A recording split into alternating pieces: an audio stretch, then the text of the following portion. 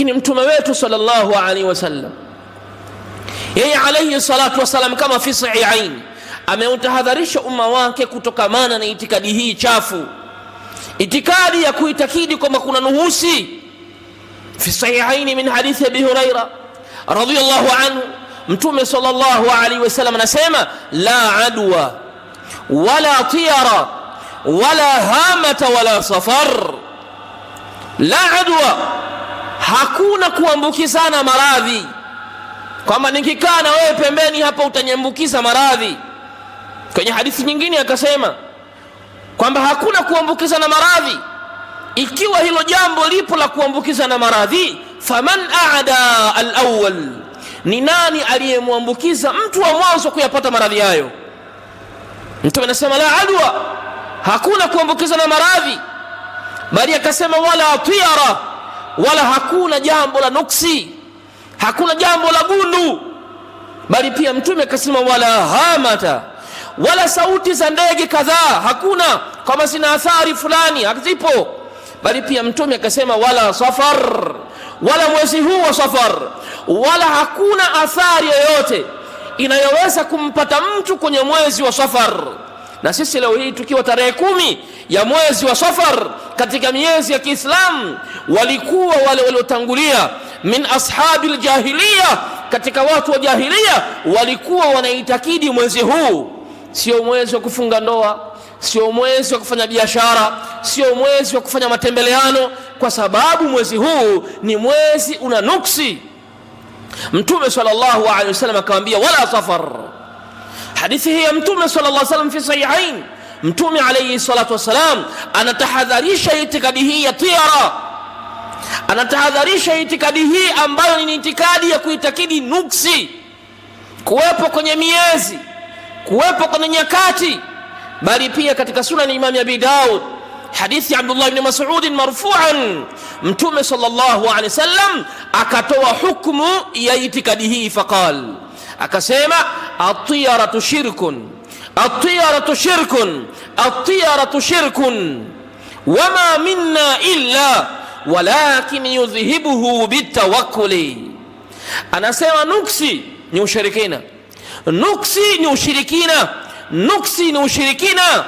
Wama minna illa, na hakuwa yoyote kati yetu sisi isipokuwa inawezekana ikampitikia hii hali, lakini yudhihibuhu bitawakkuli, ataiondosha ile nuksi kwa kumtegemea Allah subhanahu wa ta'ala, akimrejea Mola wake tabaraka wa ta'ala, ile nuksi yote inaondoka. Mtume sallallahu alaihi wasallam kwenye hadithi hii anatoa hukumu ya kwamba nuksi ni ushirikina.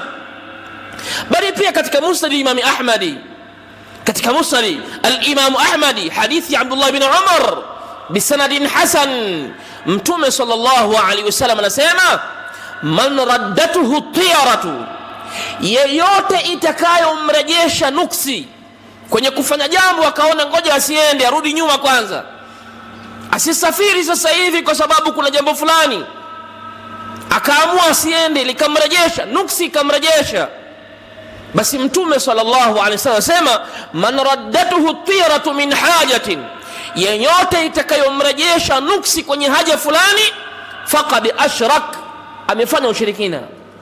Ametoka nje ya nyumba yake akakutana pale kuna mzoga wa kuku au nini imetupwa nje, na alikuwa na safari. Baada ya kuona mzoga ule umetupwa pale nje ya nyumba yake, akasema hii tayari nuksi, siwezi kusafiri, akakansel safari yake. Mtume sallallahu alaihi wasallam anasema faqad ashrak. Na hata Al-Fadhl ibn Abbas radhiyallahu anhuma alipokuwa anaelezea nini maana ya tiyara, alisema innama tiyaratu, hakika si vinginevyo nuksi maana yake ma amdaka au raddak, ni kile ambacho kitakupa ruhusa ya kukiendea kitu au kukuzuia usikiendee. Hiyo ndo nuksi. Kutakamana na hii siendi, kutakamana na hali hii naenda, kwa sababu hii ya kuinijia mtu asubuhi na kutaka chenchi, hii tayari nuksi ya kwangu mimi, siwezi kufanya biashara, basi nafunga ofisi yangu au sifanyi kitu fulani. Al-Fadhl ibn Abbas anasema innama tiyaratu, man idha ma amdaka au raddak, ni ile ambayo imekupa ruhusa ya kukiendea kitu au kukirejesha au kurudi.